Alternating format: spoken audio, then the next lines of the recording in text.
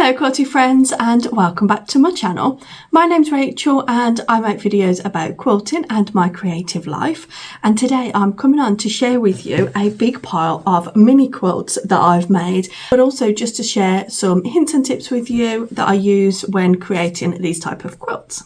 I first started getting into making mini quilts or like micro patchwork when I first started doing English paper piecing. That is quite a easy method to create small pieces of patchwork. And it's also a great way to use up lots of your scraps. But then once I learned foundation paper piecing, that took me a whole different path, and I really enjoyed doing micro quilts with foundation paper piecing. Also very accurate, but also a lot quicker because you're doing it on the machine. There's also a different type of quilting in here that I'll share with you, and I'll leave all of the links to any patterns down below in the description box for you. So let me start by sharing with you my most recent pieces, and then we'll just go through in no particular order. Many of you might have already seen some of these quilts that go on the wall behind me. That's where I tend to display my mini quilts, because some people do ask me what do I do with them. I like to use them as display pieces, little mats underneath trinkets and things like that, but mainly just to put on the wall. You can also turn them into tiny pin cushions, or those little cushions that people use as display in those dough balls. You can use them for that, but anything really. Doll quilts if you have little children who like to play with dolls, or if you have a replica doll's house, anything like that. There's so many different uses for them. And if you try any of these mini quilts, don't forget to share them and tag me on Instagram. I would love to see any of your creations. So my most recent quilt, and I think my favourite one, is this gorgeous sawtooth star mini quilt that I made. I did this week, and this is used foundation paper piecing and batik fabrics. I like to buy scrap fabrics when I go to the quilt shows, and they typically come in like 1-inch strips, and no one else is going to buy them. Well, they do go well, but a lot of people, when I'm looking at them, they say, what are you even going to use those for? Well, this is what I use them for. So this is a pattern that was by the Night Quilter, and it was a foundation paper piece sampler, and some of them are also featured. Some of my other quilts are also from that, and I just picked out the sawtooth star, and I think these finish, I should get a ruler so I can tell you what all of these finish at. So the actual block finishes at 1¼ inch square, and then the whole thing is just under 7½ inches tall. So you get an idea of the scale. I'm hoping that this will go on display, so this will just be a wall hanging. This block is also from the bundle for the Night Quilter. I think that does have a name, doesn't it? But can't remember what it's called, but it's essentially a flying geese, and there's a few different flying geese, there's a few different stars, and then there's some non-traditional blocks included in the bundle, so it is definitely well worth it.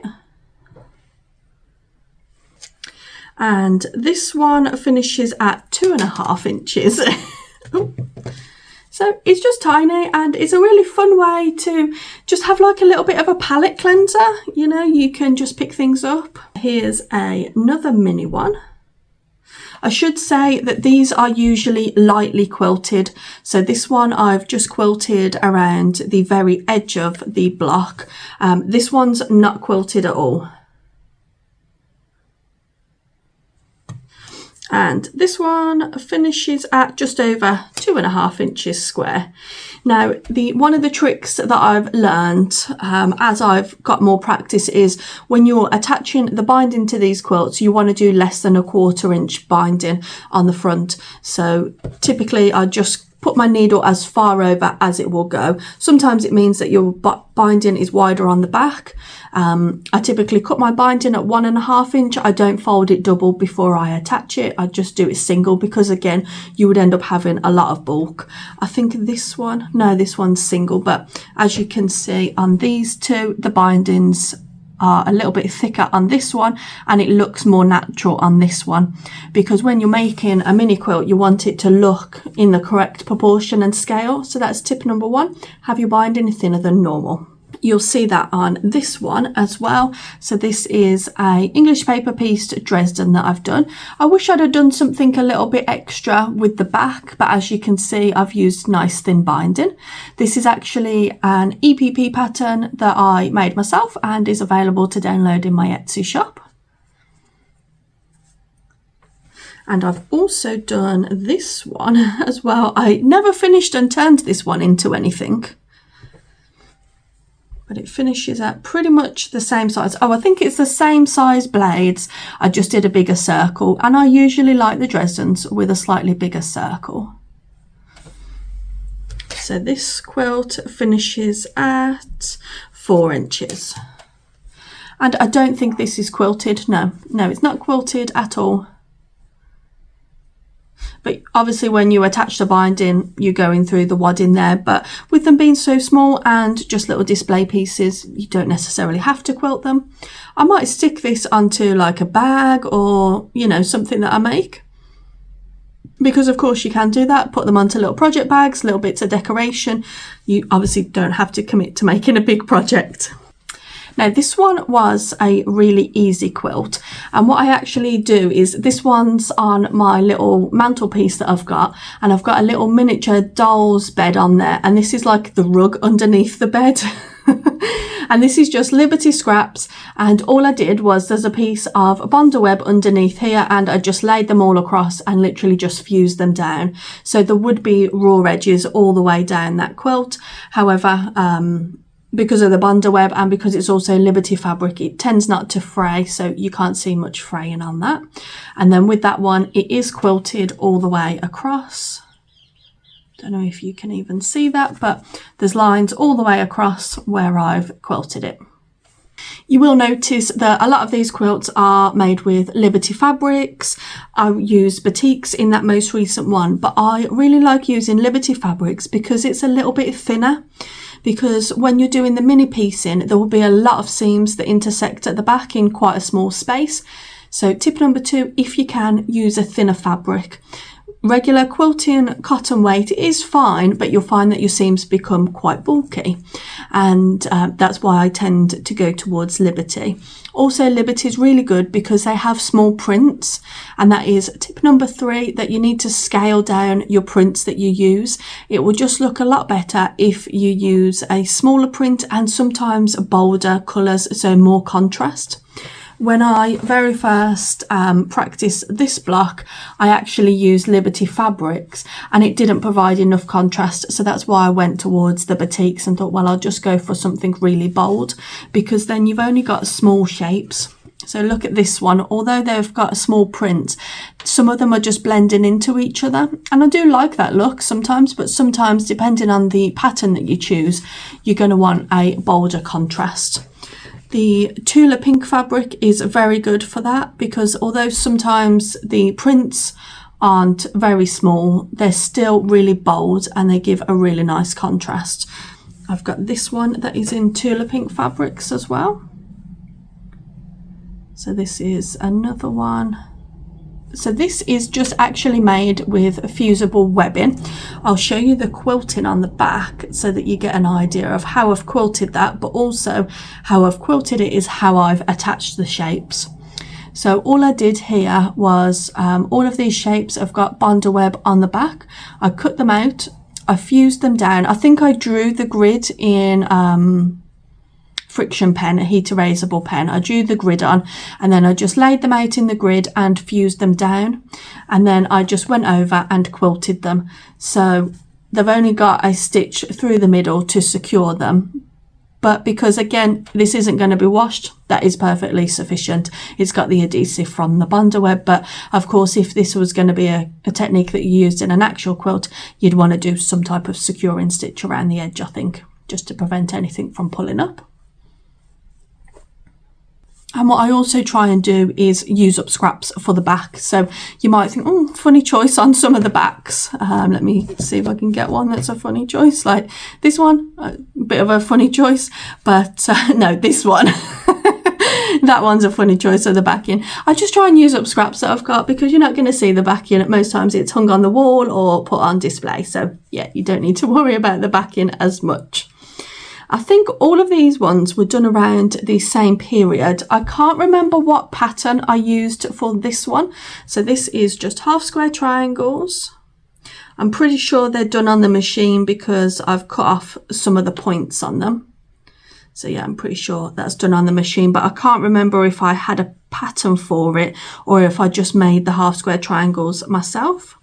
Now you'll see on this quilt, look at all that dimension that's here in the middle. That's because there's so many seams coming together. So you get an idea of how bulky it will be. Now this one, if you follow me on Instagram, you'll know what I'm about to show you. This one remained unfinished for so long because I actually cut the binding too narrow, and then when I attached it onto the quilt, I didn't have enough to fold the raw edge under at the back. So all I did was glue it down at the back. Again, it's not going to go in the wash. It's not something that's going to affect the quilt, but yes, there are raw edges at the back. And that's sometimes the advantage of making mini quilts, you can fudge it a little bit. Now next, these were my first ever mini quilts, and yeah, these were English paper pieced. So this was my first one. This hangs on the wall in my bedroom. So you can probably see the evolution of how I hang them as well. The early ones I put a hanging loop on them, and nowadays I just hang them with command strips. Sometimes I like the unfinished, sometimes I like it just to be the shape, but sometimes I think it lends well to having a hanging hook. So you can do either of those. And all I do with the hanging hook is just hand stitch it onto the back. And you can see how I've quilted that. And this one, as you can see, it's a hexagon flower inside this big hexagon, but that is also made up of 1/4 inch hexagons on the front. And all I did with this one is use scrap fabric. It's not Liberty or anything, but this is using hexiform. So you might be able to see there that there's a little bit of dimension to the project. And that's because inside every hexagon, there's hexiform, which is a paper replacement product that you actually leave inside. And that is also quite good for when you're doing mini pieces because you haven't got to remove the papers, but also it provides a little bit of stability for wrapping the fabric around. So let's say that's tip number 5. Hexiform is a great addition if you're going to do them English paper pieced. I just appliqued these small motifs onto the bigger hexagon and then joined them as normal and then appliqued it by hand onto this background. It looks like I hadn't mastered the technique of burying the knots at this point, but that's how early this one was made. And then I quickly moved on to this one. So these two hang in a row in my bedroom. So they hang above each other like that. I keep telling myself that I need to make a third one to go underneath where the hexagon is this orientation compared to this one. So again, there's no pattern for this. This is just made up with 60-degree diamonds. And this one again is batik fabrics, and it's probably the same scraps that the stars come from. You can see the quilting on the back. Did I pop the knot at that one? Oh, I did. The knot technique has been learned. There's no quilting through the front of the patchwork on this one, so you can see that it's a little bit loose from the wadding, so to speak. But again, I just changed my colour in each round of the star for this one. And this one, I think, is using regular papers rather than hexiform. And coming on to wadding, just mentioning wadding there, we'll discuss wadding for tip number 6. So you want a stiffer wadding. These two, I wasn't on the stiff wadding at that point. And a few more that are coming up aren't on stiff wadding, and you can really see the difference in how they hang. So you can opt to use, now I found this stiff wadding totally by mistake. So you could opt to use foam wadding, but sometimes that gives a little bit of a too puffy a feel.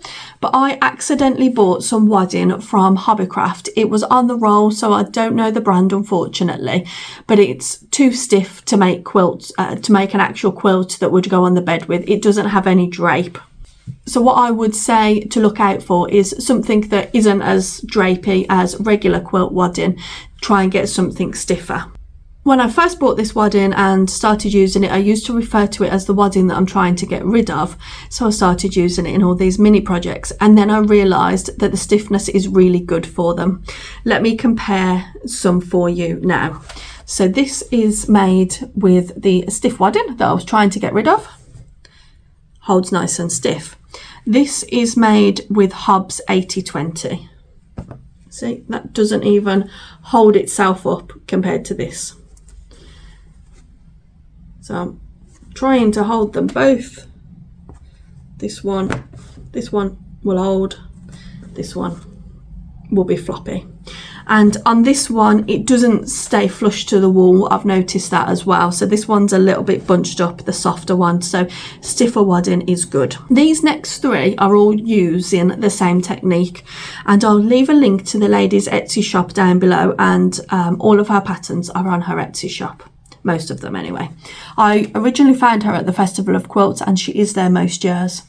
So this is like a scene mini quilt. Makes a nice scenic view. So all of these pieces, there's no bonder web in this, but all of these pieces are not stitched down until you do the final quilting stitches. So what you do is you cut all your fabric out to the shapes that are provided. You layer them up in this like collage type of way. You glue them down just with a little bit of Elmer's glue, Pritt stick, a regular glue stick. You just glue them down to tack them in place. And then what you actually do is you attach this netting over the top. So it's a very thin netting. I don't know if the camera will even pick it up. You put the netting over the top. At this point, you've got the whole quilt sandwich. You sandwich it up, and then you start quilting over the top and over all of the layers. Let me show you the back, because you'll be able to see the quilting a lot more on the back. So you can do any type of quilting that you like. I even added in some of these type of stitches that are on my machine to add a little bit of detail onto some of the elements. You quilt it, and that's all you do. You don't have to do anything to all those little bits of fabric. It's all held down. And again, because you're not going to wash this, there's not going to be a massive amount of fraying. And that is one of my favourite ones. Me and my sister made this together, and we did this as a Patreon vlog. So I'll leave the link to my Patreon down below if you wanted to check that out. So I really like that one. Some of her other patterns, you will have all seen this one in the background of my video. A lot of people ask about this. Now this one, when I quilted it, I didn't have the backing fabric sandwiched into it, so the back isn't quilted. I'd always recommend putting the whole sandwich together so that you quilt through everything. But you might be able to see the netting a little bit more in this one. And this one's just made up with Liberty scraps, I think most of these are. And then you can put in some embroidered details if you're that way inclined. And again, this one's just got a hanging loop that matches the binding. So you all know that one hangs behind. The first one that I made of this technique was this one. So this one hangs in my hallway. And again, I've done some embroidered details and buttons there at the bottom. And this one, I used a self-binding technique. So the binding continues round to the front, and you wrap it over and you just hand stitch it down. And we've got a hanging loop as well. I really like that one. That one was very enjoyable to make. If I did it again, I would maybe put some like a little bit of hand embroidery quilting along here so that the houses are actually sitting on something. I know that you've got the texture from the quilting. Don't know if it's picking it up. There you go. The texture from the quilting there to make it look like it's sitting on something. But maybe I could have done a green stitching all the way there just to give the houses that sort of look. Now, another wall hanging that I made on a Patreon vlog. This was only last week. Yeah. So this is a fusible applique project, and then I just did like some free motion embroidery around it, and then I free motion quilted all around the edge to quilt all of the layers together. And this was inspired by the Kona colour of the year, which is this purple here, Nocturne. So there's 3 of those flowers featured.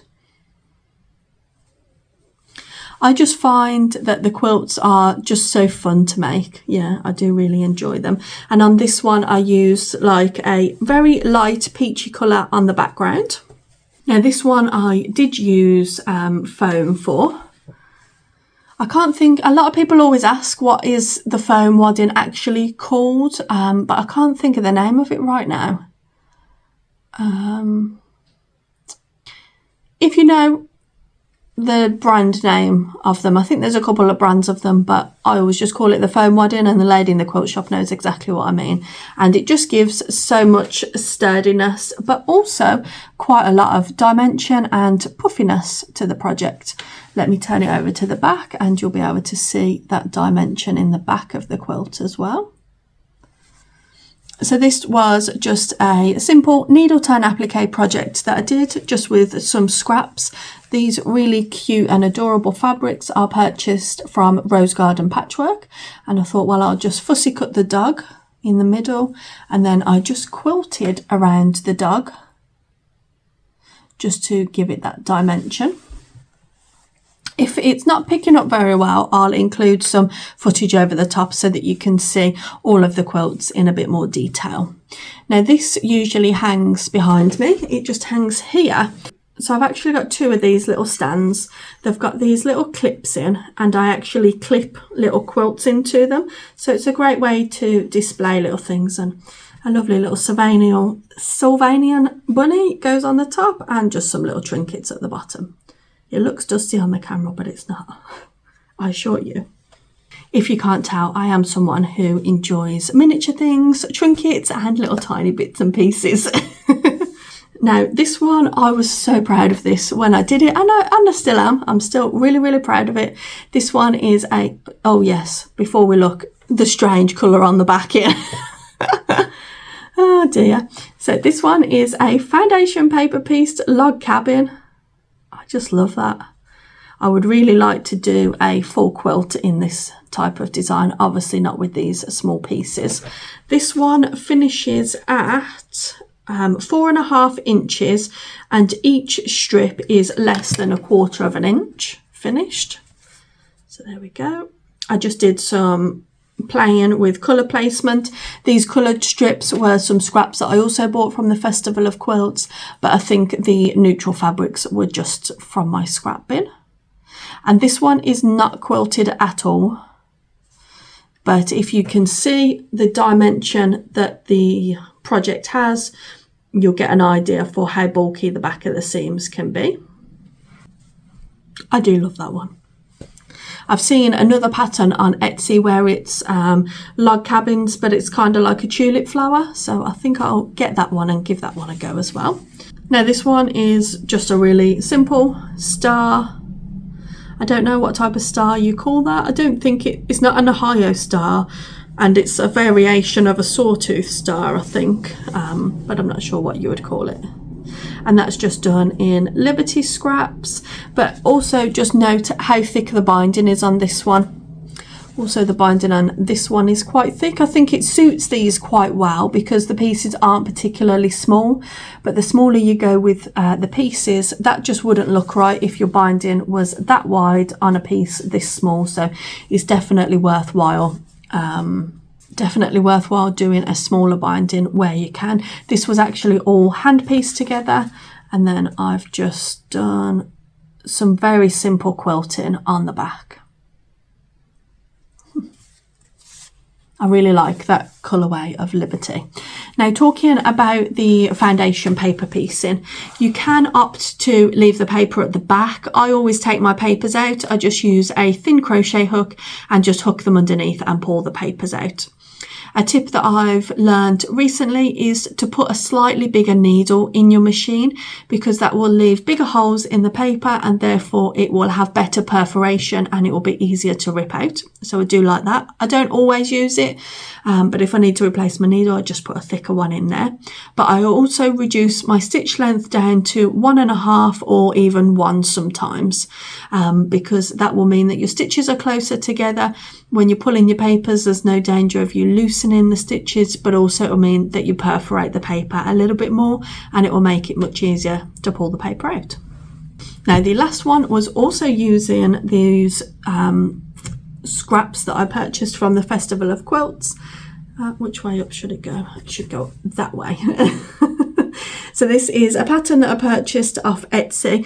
When I'm looking for patterns, a lot of people who sell foundation paper piecing patterns on Etsy will list the sizes, and sometimes the block sizes will go all the way down to 3 inch, but they might go all the way up to 8 inch, and they do a good variation of sizes.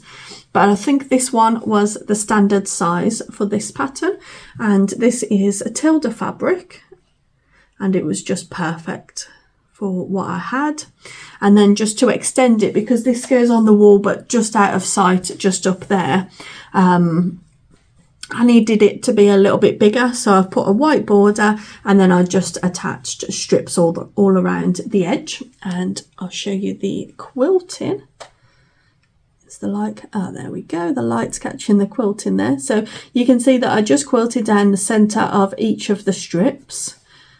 See if you can see that on the front. I don't think you can quite catch it on the front. Oh, there we go. And I really enjoyed this one. Like I say, they're just a great little palette cleanser to pick up in between projects, a great way to use up scraps, a great way to personalise your home. You wouldn't necessarily have to put this on the wall. You could use this as a placemat, you could put a candle in the middle, anything like that. There's so many different ways that you can use these. Of course, I do have quite a few mini quilts in progress. But I thought I would just share with you the ones that I have completed. Sometimes I often just make a small block all by itself, and then I think, oh, I'll turn that into something, but I never actually end up doing that. So I do end up having quite a lot of miniature blocks floating around the place, and I ought to do something with them, perhaps turn them into a sampler once I've gathered enough. That would be fun, wouldn't it? Let me count up how many I've got. 1, 2, 3, 16, 17. That's not bad going, and I dare say that once I've finished recording this video, I'll remember a few that I've forgotten. So thank you so much for joining me. Let me know in the comments which mini quilt was your favourite. And until the next time I see you, you take care and bye-bye.